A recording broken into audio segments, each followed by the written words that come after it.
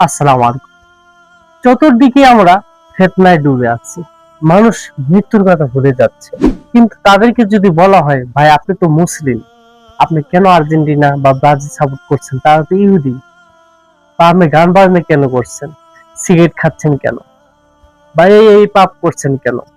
তারা বলে ওঠে, আরে ভাই, আসি 2 দিনের দুনিয়ায়, একটু ফুর্তি করে যাই। আমরা তো মুসলিম, একদিন না একদিন জান্নাতে যাবই। আস্তাগফিরুল্লাহ।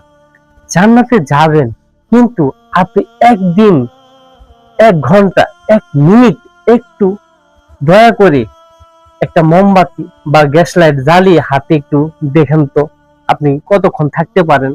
একটু দয়া করে জ্বলন্ত চুলায় একটু হাত লাগিয়ে দেখেন তো কতক্ষণ রাখতে পারেন হাত।